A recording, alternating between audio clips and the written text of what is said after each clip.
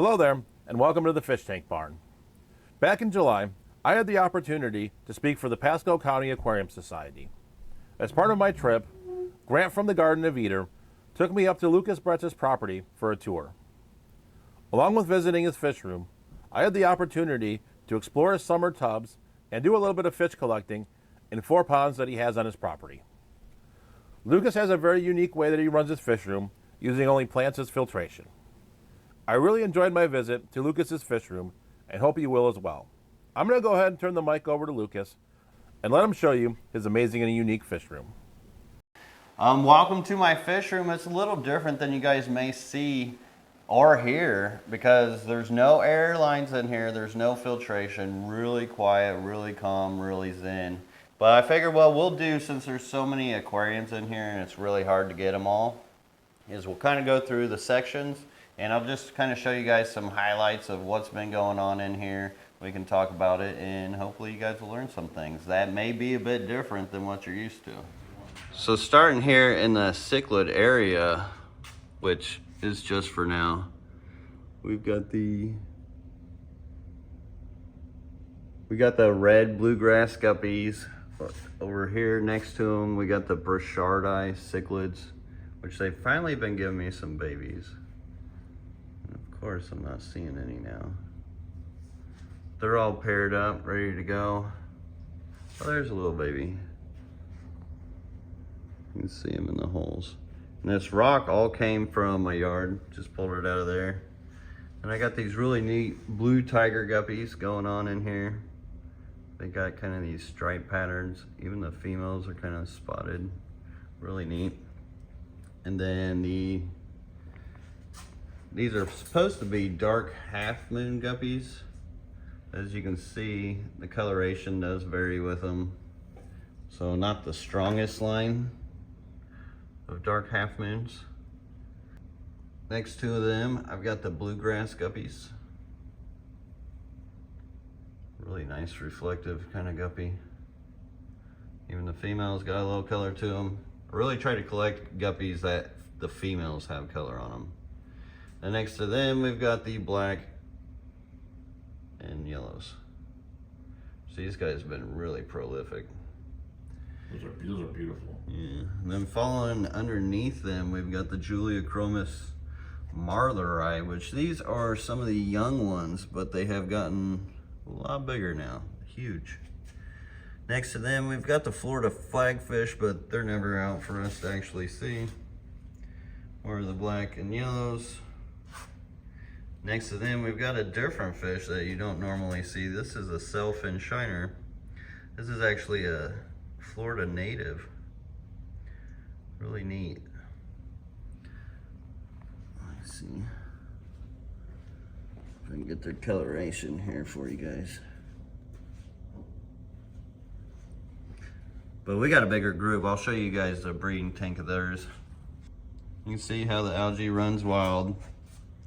Not a lot of biofilm on the top of any of these tanks. They all kind of maintain themselves. I really don't put much work in these. I try to keep aquariums affordable and easier for people to manage and just give them ideas that, you know, you don't have to make it as hard as they say you do, or maybe you think you do. But here's the original pair of Juliachromis marleri. You can see that they got a big group going already. I've got to start pulling them out. Then underneath them, we've got the red koi guppies. Just a few in that tank. Not a whole lot. You got some of the Uiki rice fish, the orange rice fish. And then next to them, we've got even more red koi guppies. So they've really exploded in here.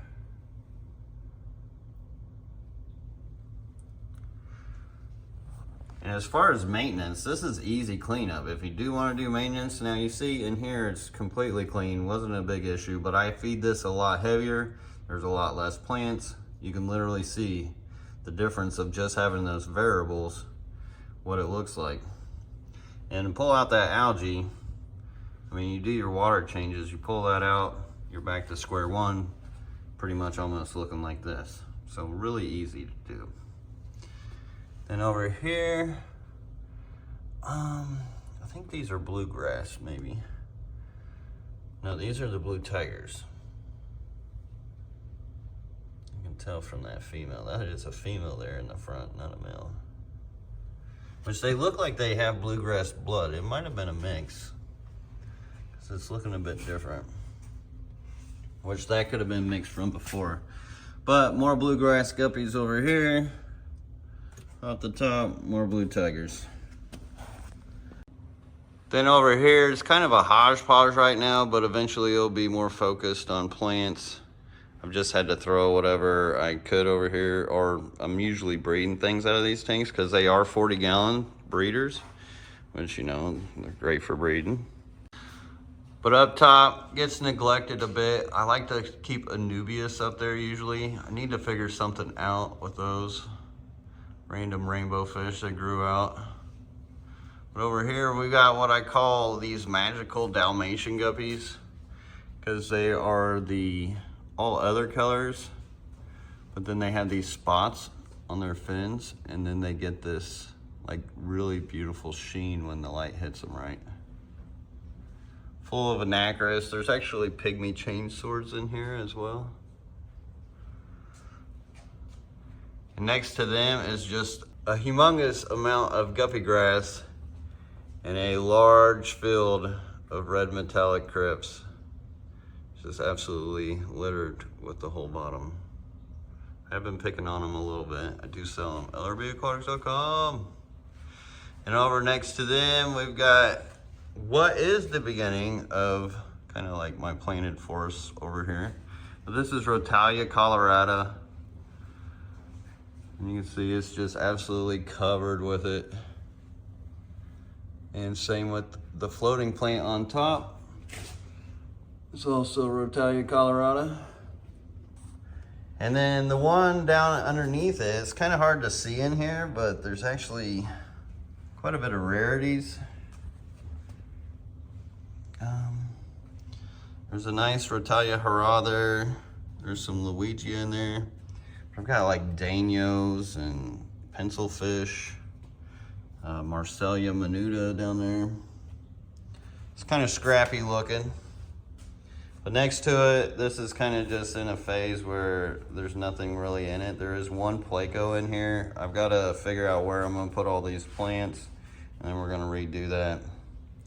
Same thing with this one. This one's just kind of doing its thing with some miscellaneous shrimp, as well as Vallisneria. So no real plans for this yet. It looks like a lot of those shrimp have gone wild, because I haven't culled them out. But it's absolute jungle. And this was supposed to be nothing but a pogo stemming tank, but I ended up growing a lot of algae, because if you look in here, get it to focus here, there's a bunch of baby rainbow fish in here. So I feed this tank really heavy because of all the little babies, and I would rather the babies eat enough over the plants, because I got plenty of plants everywhere. These are baby Glossolepis maculosus. These are rare rainbow fish, which at one point I was the only person in Europe and America that even have those fish. So luckily enough, we've got them spread out now. I know they're in multiple countries. Fish is saved in the hobby. And then next to them, we've got kind of a rare rice fish. This is an albino rice fish. These are the babies that were left over. But they're all red eye, white body. Oh, you can see they can get predative. Something about albinos being predatory. I noticed the same thing with guppies. I think it's just their colorations is really attracted to like them wanting to eat each other. I don't know why. Then there's like pearlweed, Pagaille village in there. Next to them, we got some Vallisneria. Now you can see where the water is actually turning like this reddish brownish hue. I've got really iron rich water. So sometimes as it oxidates, it'll turn that hue. Like I've got really bad well water. But it is fairly neutral well water. So it all works out pretty good. There's platies in here. You can see a Synodontis catfish back there. There's clown killies in here somewhere. And then right next to all this, there's a shelly pond, which for the longest time, this was a community pond. But I ended up having to take everything out because I thought I was getting a cat from my dad that he needed to rehome. I was gonna keep him in here, but my dad ended up keeping the cat. I had moved everything, but now I figured, why not? Let's make it a shelly pond. Eventually all this is gonna go, and I'm gonna do something more custom. And around it, I've also got multiple tanks and tubs. You can see here where I framed up the tubs around it, because if you have these plastic totes and you don't put any kind of bracing, they'll expand out like that. And I keep the water level low in this one so it doesn't expand too much. Higher the water, the more it'll expand. Then you risk it like busting out at some point. So these actually have been sitting here for about 2 years as temporary tanks. I've got some miscellaneous rainbows in there. I've got braiding dwarf neons in there. And then we've got caudal punctatus in here.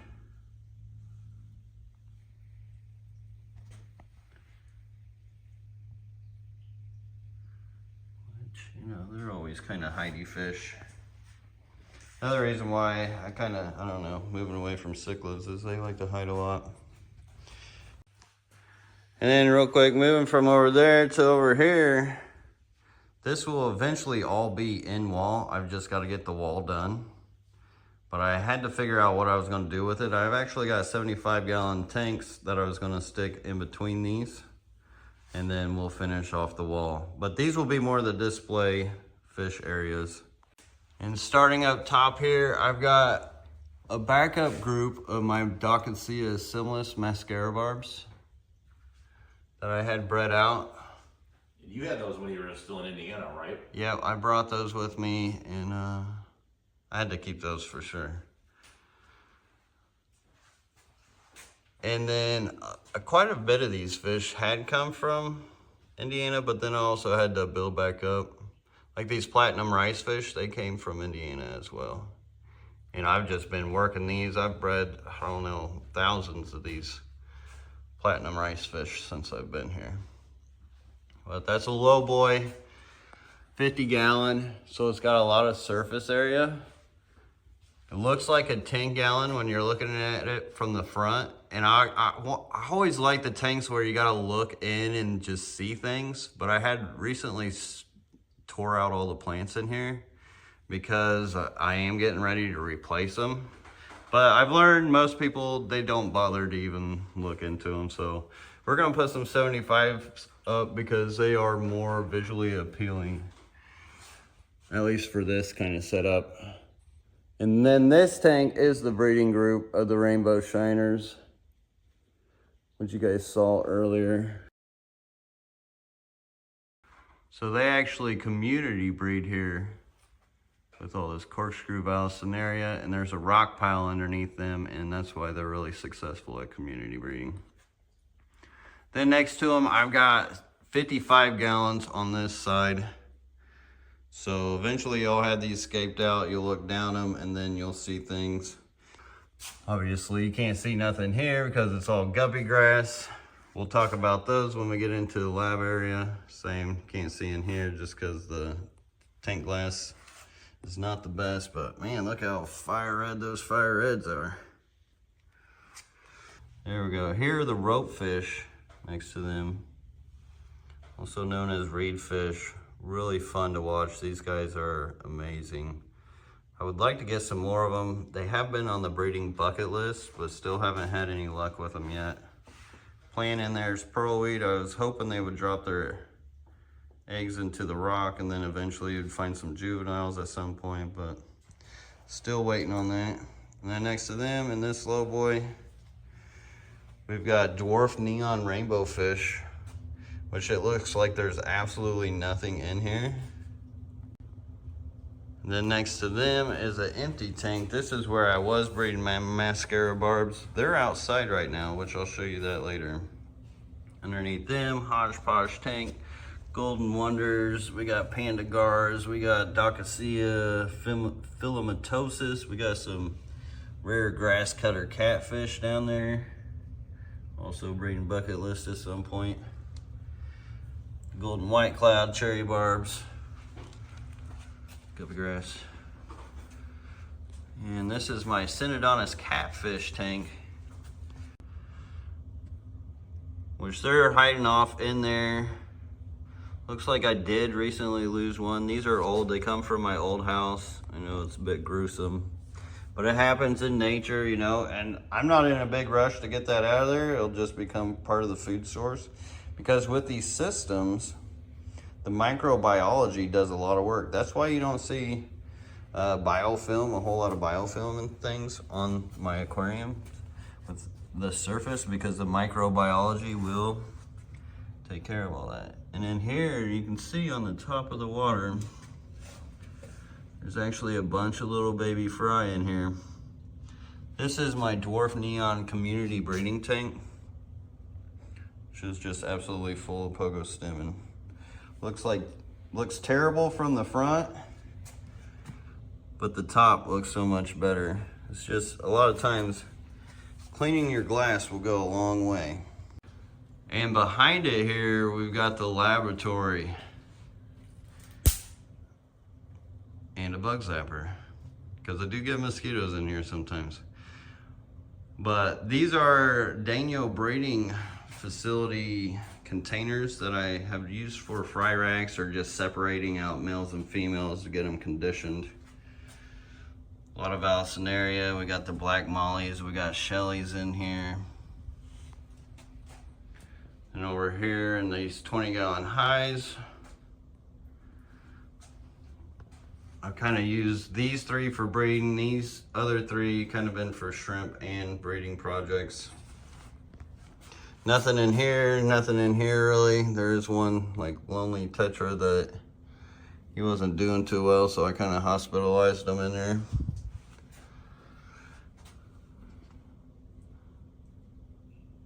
And next to them, another group of breeding dwarf neon rainbow fish. Now these have a little bit of the xanthic form in them, where they've got a little bit of gold. So I have been kind of separating and breeding them. And if you notice, I do got multiple groups of fish that I breed, because I like to keep the genetic lines deep. And these are a bunch of rare Indonesian rice fish, the Matioensis, which in the same rack down below, these are the parents. Now it takes them a long time to get these this big. I've kept some other ones for like over a year now, still haven't got quite that big yet.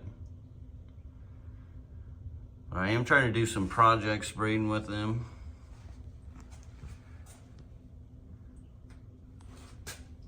I've got cardinal tetras, bucephalandras. These bucephalandras really love this low light. And next to them, swamp pictoguppies, fire reds. Now with the swamp guppies, have you had luck breeding them without brackish water? Because I've always been told that those needed brackish. So yeah, I have been breeding those without brackish water. Yellow shrimp. Really yellow shrimp. And just lots of guppy grass. And if you talk about the oxygen, and plants pulling out oxygen, now all of these shrimp shouldn't even be in here, because like, wouldn't this plant pull all the oxygen out? I mean, it is packed. But yeah, look at them, and all the snails. Then down here, I've actually got some rare tetras. Mastio ochos or something like that. They're kind of hard to pronounce. They're gonna hide, so they're gonna be hard to see. They usually just come out for feeding. You got some nice rotalia in there. Next to them, we got more of those Matioensis rice fish, the Indonesian rice fish, and both the tanks next to them. And then coming out of the lab area there, we've got the shrimp tank area, which is this, and then we've got the fry rack area. Then I've also got these 2 tubs, which these were housing the fish for that Shelly pond that you guys saw. This will all eventually go, and I still don't know what I'm gonna do with this space, but let's jump into the shrimp. And starting from the bottom, it's just full of fire red shrimp. We've got corkscrew valve, guppy grass. Next to them, although this is my shrimp area, I've got some trout goodeids in here. Gonna help myself. We got the Bacopa Carolina, yellow flame, some huge manzanita driftwood.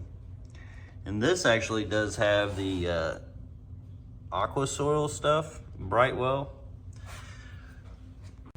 But a lot of my tanks, most of my tanks are just full of sand that had come from the yard, which right above them are the Blue Dreams, super rare bullated Barrios silhouette crip.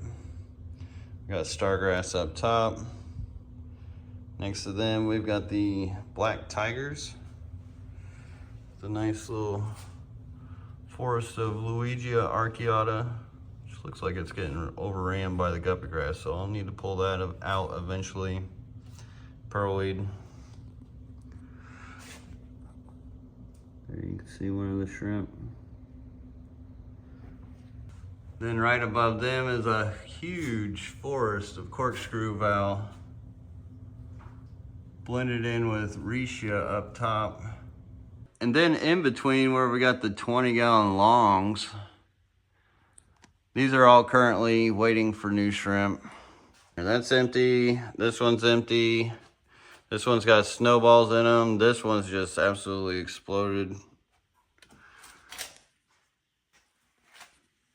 It's hard to see in here, but tangerine tigers, yellow King Kongs, oranges. And you can see I got a lot of plants floating on the top. A lot of this is gonna get redone because I don't really want plants hanging over, because then shrimp can climb and get over. So I gotta be real careful with that. We got the shadow pandas, which of course are hiding. Here we got a yellow King Kong tank, just absolutely full of crypts. There's gotta be a couple hundred King Kongs in here, some wasser tank. Tangerine tigers down below them. Empty. We got the blue bolts, super rare Ferrugenia crypt I've been trying to hold on to for quite some time. And empty, empty. Then back in the back 40, you can see these are empty. I'm thinking saltwater shrimp. I've got some blue eye orange tigers that I'm wanting to get, and then maybe we'll do some cardinals. This is the lazy shrimp. Then on the other side, 20 longs, this is all empty. So I still got quite a bit of room to get new shrimp. I just haven't, shrimp are one of those things like you really want to decide what you're getting when you're filling in a tank. Because I like to put rock piles in, and trying to reset them and do all that becomes a pain if you have to try to catch them all. Now the water is a bit cloudy in some of these because shrimp like to kick stuff up from the sand. And with no filter, things will feed off of it. But this is a coal shrimp tank. Next to it, we've got the Blue Dreams. Next to them, we've got more of the blue bolts. Hiding back there in the rock piles. I do the rock piles because they create these nurseries that get undisturbed that the shrimp really like. And here we got some red crystals. They're back there somewhere. They're barely, that line's barely hanging on. They haven't really bred much for me. We got the black crystals in here. This line has been doing pretty good. We got the tiger valve as well. You can see where it's all striped. A little different valve. You can see the shrimp back there in the back. Now they usually come to the front for feeding, but normally during the day, they just hang out in the back. Then we got the blonde orange eye blue tigers, We got some rabbit snails. This looks like snails are just really taking over this spot.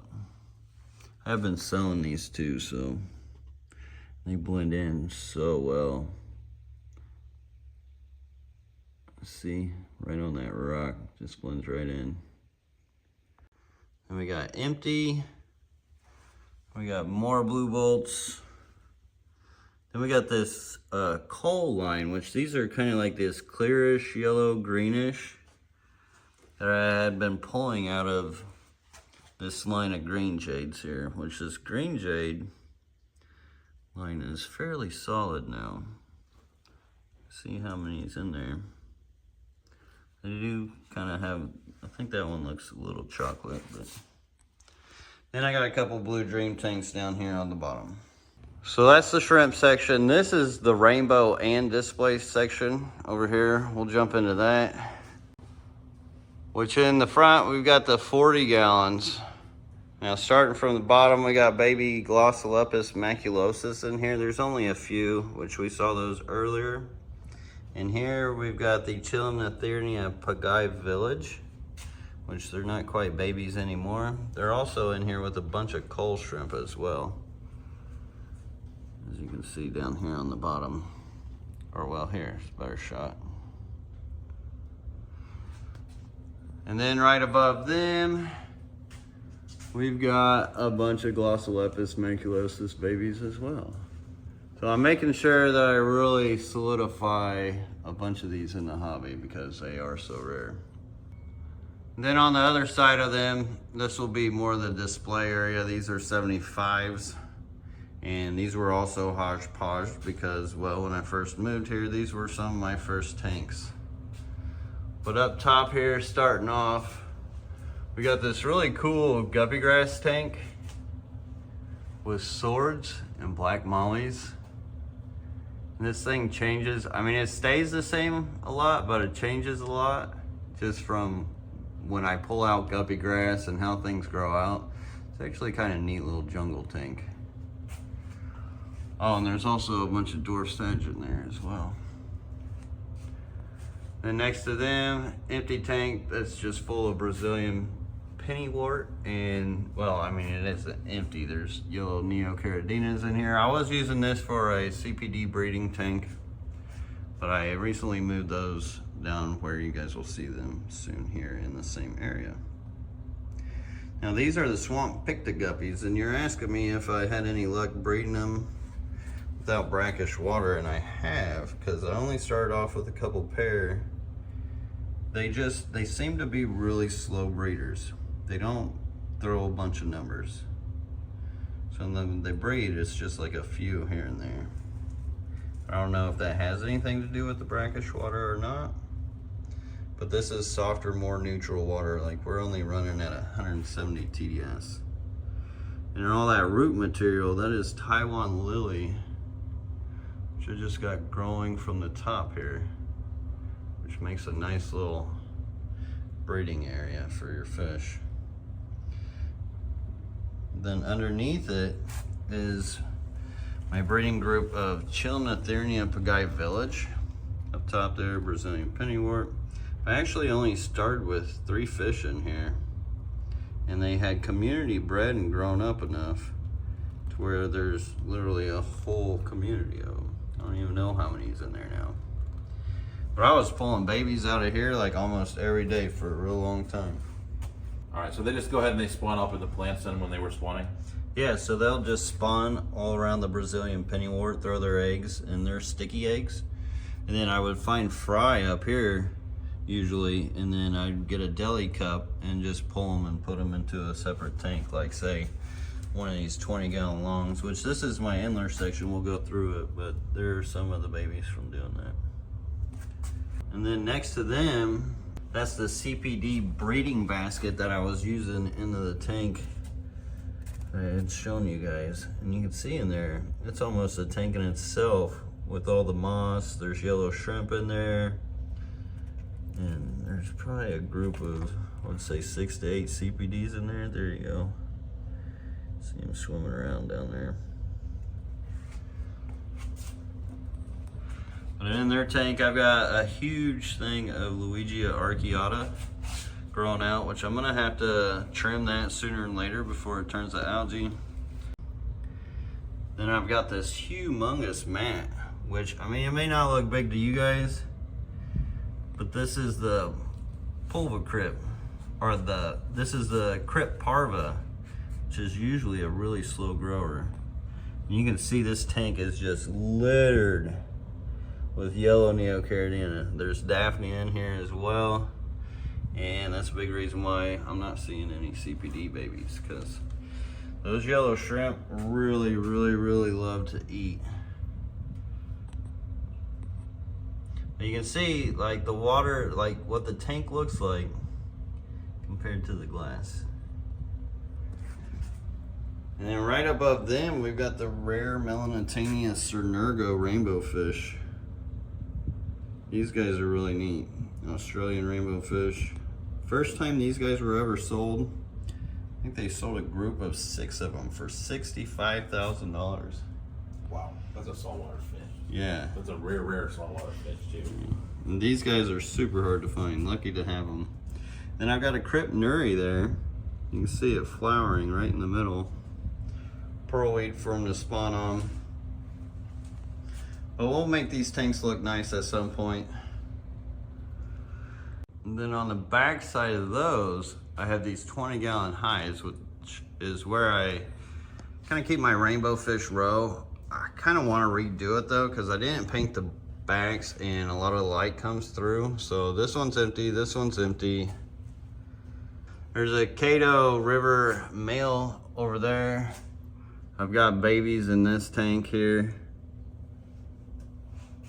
The Cato Rivers. Empty, empty, empty, empty, because I kind of want to redo this, and some of them have gone outside. And then underneath them, we've got the Aphaeus crypt.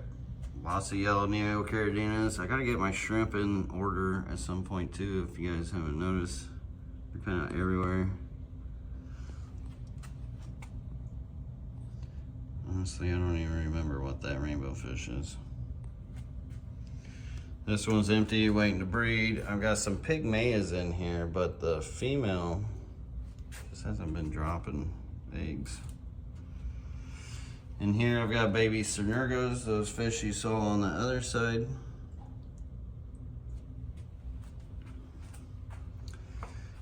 And these you probably won't see well, but this is a Rutu breeding pair group. Actually, I think there's like 2 or 3 pairs. Arutus, Sumergule Arutu babies.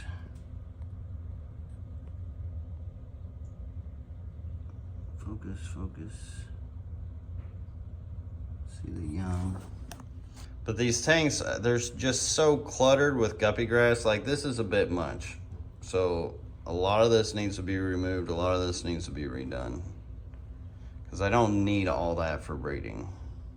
Another group of dwarf neons below them, which they are canopied with a bunch of Brazilian pennywort and Bacopa moneri, which this Bacopa moneri actually had taken over this whole thing all the way down, was growing in there, but I've kept picking at it and selling to you guys.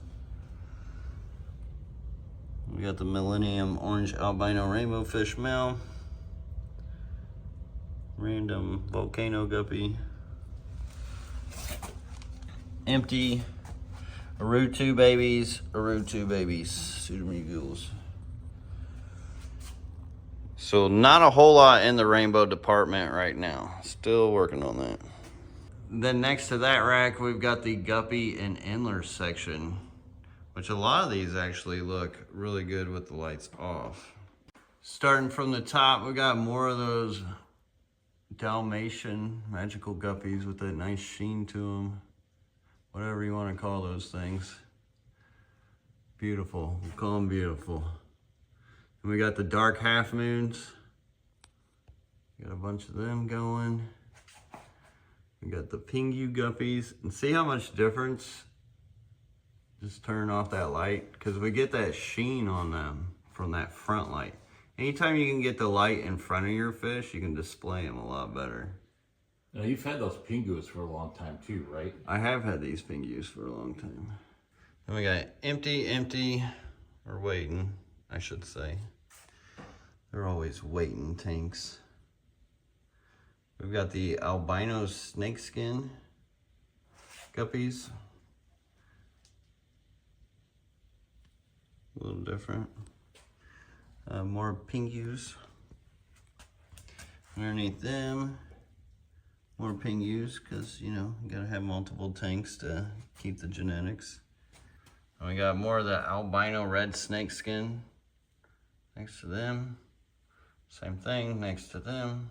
Then underneath, we saw the Pagai Village rainbow fish in this tank that I just shown you guys. Kind of hard to see them without the light. Then we got like these blue Hawaiian guppies, where they got like this blue in them, and then they get like this little bit of Are those the lighter white color that inside. Pasco had? I think so.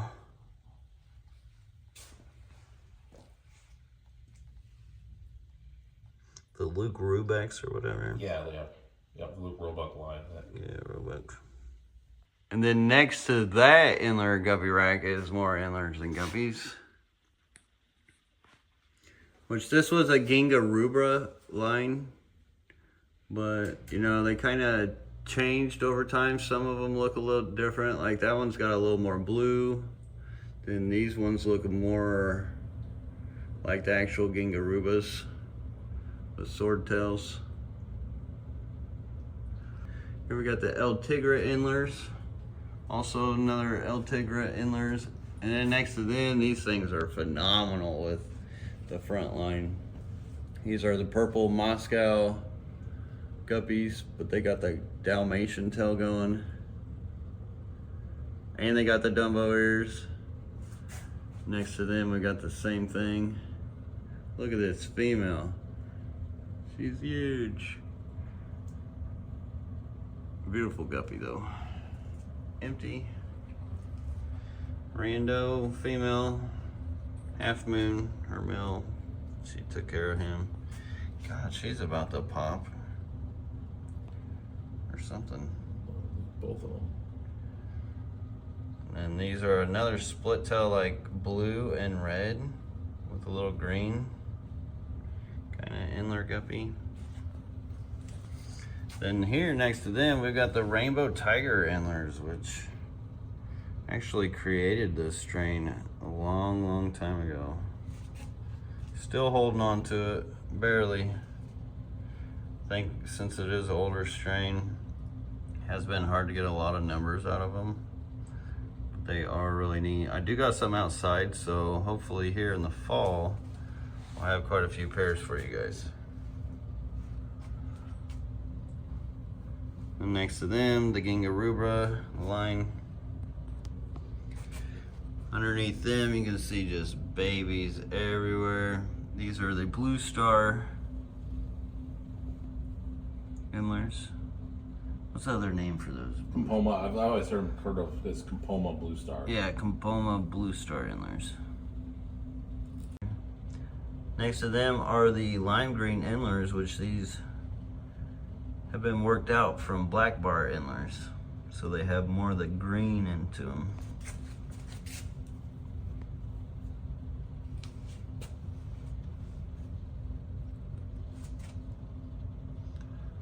So you can see more of the green in their body there. Then next to them, we've got some wild betta Unimaculata, which they're actually probably hiding in there, and with the light off, we're not gonna see them. Went ahead and turned the light on for you. The female's there, the male might be in the back. There could be a chance he may be brooding. They've been in here for a while now. And usually when the male's gone, could be a sign of breeding. And then next to them, we've got the Picta Swamp Guppy.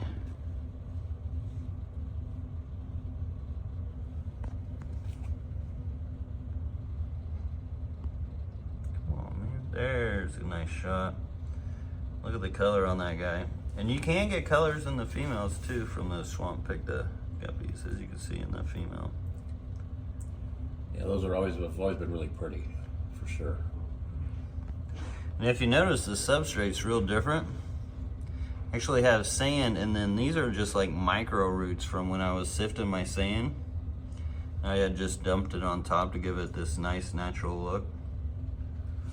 So all that came from my yard.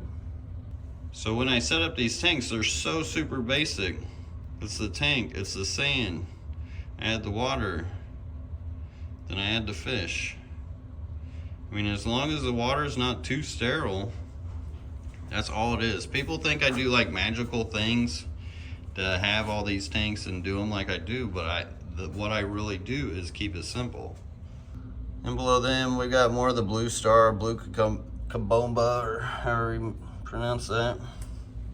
And then next to them, we have a line that the hobby really hasn't seen. This is a line of my rainbow tiger endlers mixed in with albino galaxy guppies. So you'll get the albinos once in a while, but then you'll get some gnarly tiger endlers out of them. Still kind of working them. I'm not sure if I'll release them at any time until I kind of figure out. Because, I mean, there's such a variety. Like, you see more of the rainbow tiger in some of those.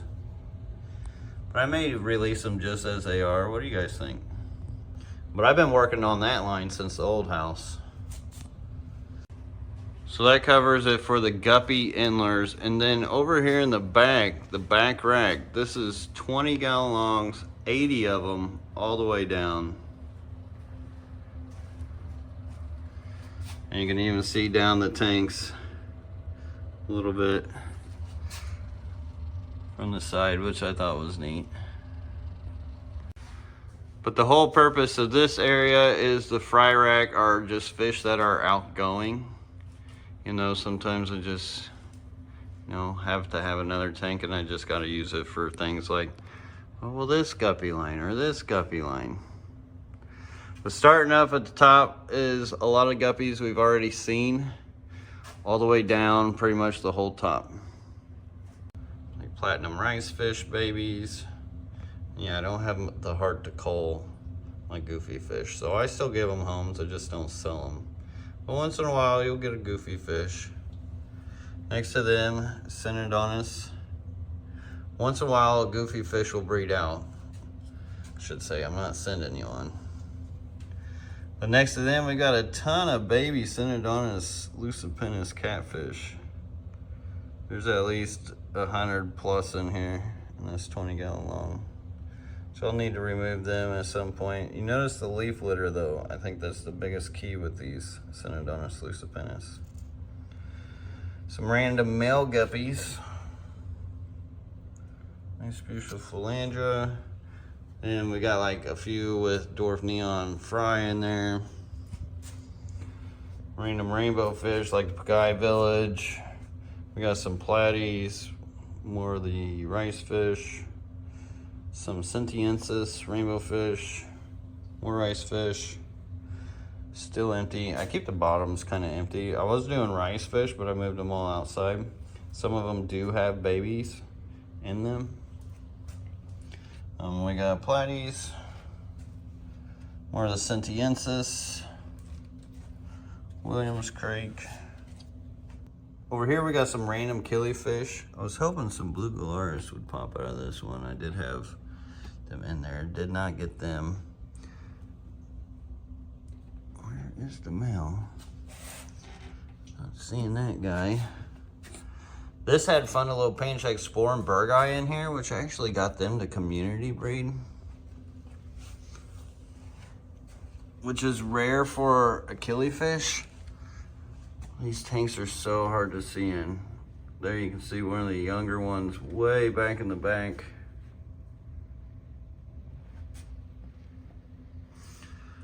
Oh, there's the Deltia ensis, Fundalo Panchecks, killifish. Got more of them blue guppies over here. Volcano guppy males. Blue galaris males over here. I wish he was really showing right now, because they're actually one of the most gorgeous fish. There, you can kind of see them on the side there a little bit. I have been breeding them lately. I've got a few eggs, but they haven't been dropping much. And then right above them, we've got a bunch of random rainbow fish growing out. We've got the Cato River, a couple groups of them, and this real rare Clausioensis rainbow fish. Got a few babies of those growing out, which I had lost my breeders, so it's good that I had these backups. And above them, I've got a bunch of Endler guppy kind of lines that I was trying to work on something new. So we'll see what happens with them.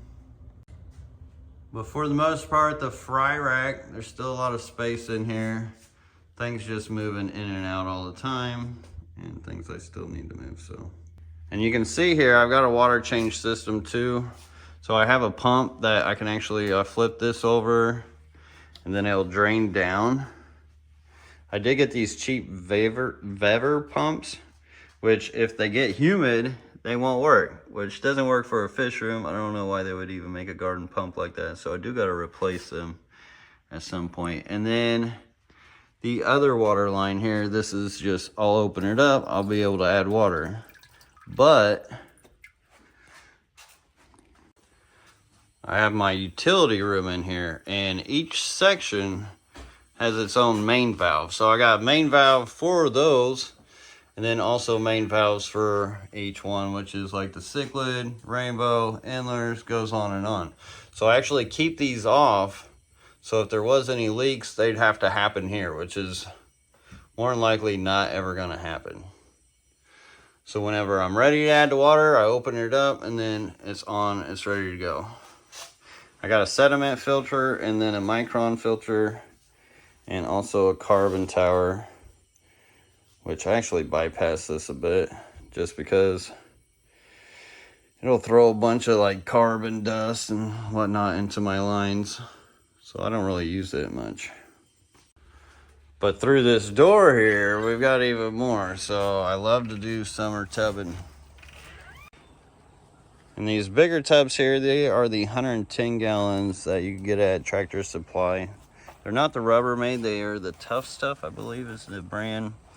These are baby Melanitania synergos, rainbows that we saw earlier in there. I just grabbed the babies, threw them in here. And then here I've got a couple baskets I was hoping to get some tetras out of.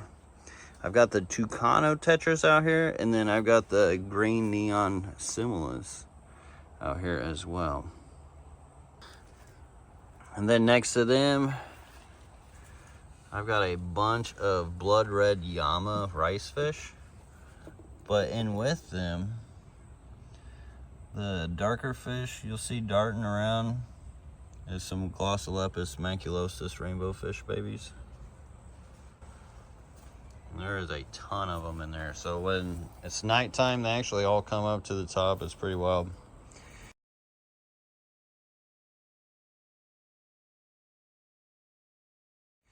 And here, we may not be able to see them, which I wish we could. These are the Jesus Marie live bears. So they get this like sparkling side on them. Right it's real reflective.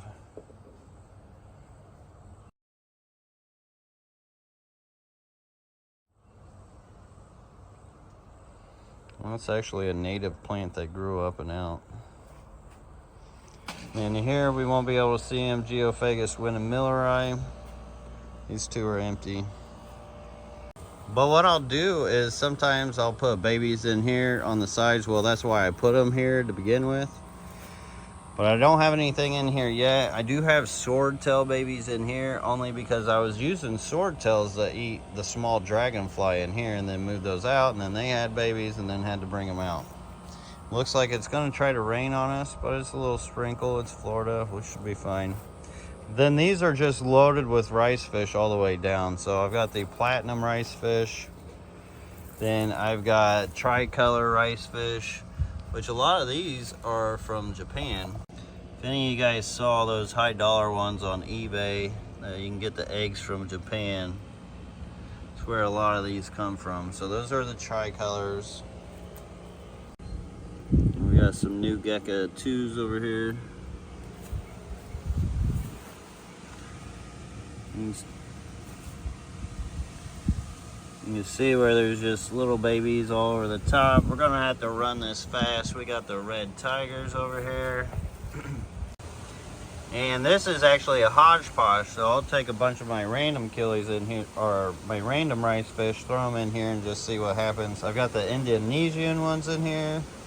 Those two that we saw earlier in the fish room. What are these? These are the blood red yamas. So the older they get, the darker they get. When they're young, they don't look very colorful. They look more of the like albino color, but as they get older, they just color up more and more.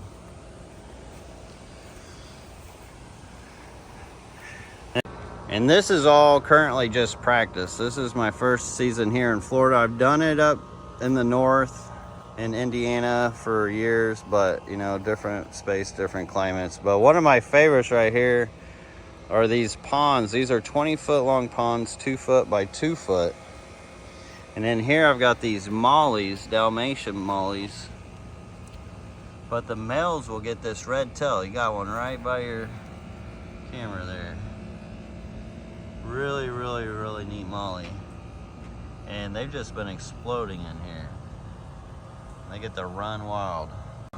And you can see a bit of grass on the top. I did just mow here, so I just kicked it in, threw it all in here. But I do actually have grass that tries to grow up and around, which keeps it real natural. And here I've got Glossolopus maculosus, which will be hard to see them, but they have been community breeding in here. But yeah, it's gonna be pretty much impossible. And the pond next to them, we've got the albino rice fish, because I was just barely hanging on to this strain and I would hate to lose them, so hopefully they fill this up. But dealing with the dragonfly larva can be a pain, so I come out here every night and I'll shine the light on the sides. And that's how I deal with dragonfly larvae. I'll just swoop them out. It looks like these guys are over here breeding. Doing a little dance. Oh, they're happy. And then next to these ponds, I had this scrap liner left over. So I was like, let's go ahead and make a pond out of it, because it was the only liner I had. So I just made it in the shape that worked for me. Which actually kind of works, because I can take all the fish as they breed in here. And if I really had to, I could corral them down into that space, which would make it super easy to catch. But this is my trout Gutiid pond. It's just absolutely loaded with them. I love feeding this pond, because when I do, they just all start hitting the water. There's actually shrimp in here as well. Euteroid crip, a lot of guppy grass, a little bit of pearlweed, and grass trying to grow around.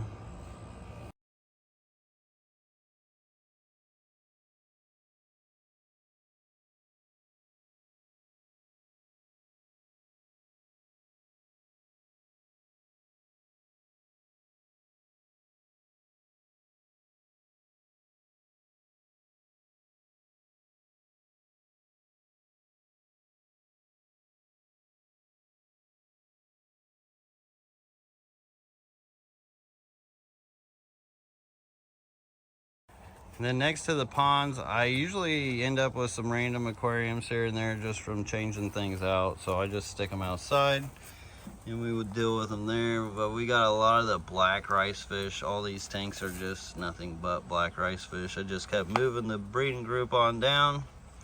There's the breeding group. And a lot of these actually stay pretty empty, because I'll get my Daphnia and my mosquito larvae from a lot of these tanks. We got a big Madagascar female rainbow fish. That might be the male. That's a big boy. And I've got some Mexican libear here, which the name is so hard to pronounce. See if I can get a male for you guys though. The males are really neat.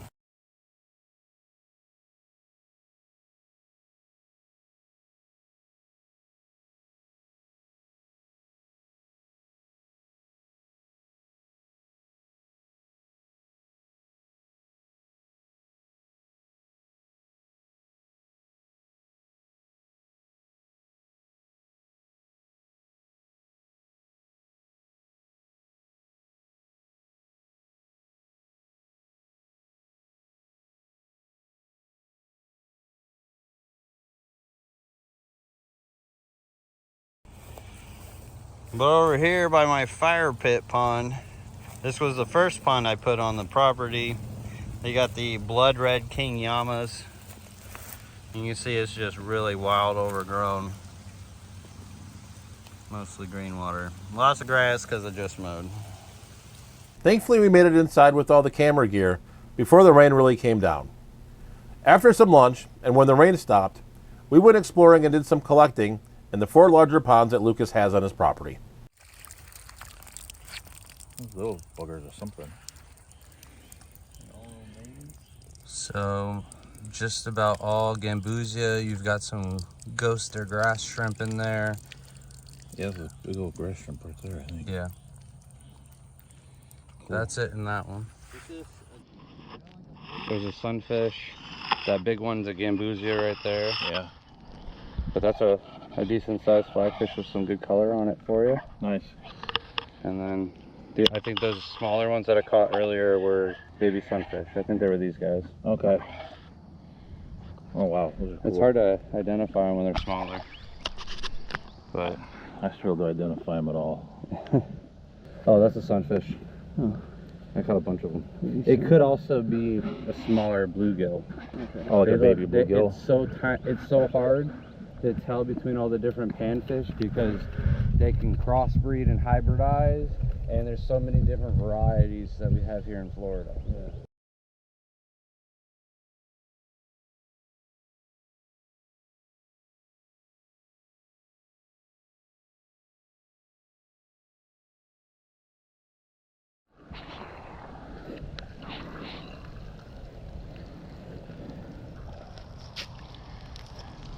This one right here. Elise Achilles fish. The world's smallest live bear. Cool.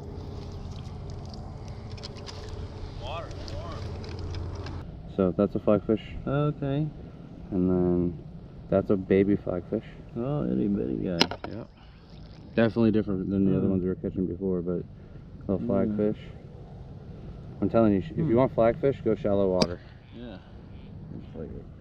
We didn't end up keeping anything that we caught in Lucas's ponds, but it was really fun to explore the ponds and see all the life that they were holding inside.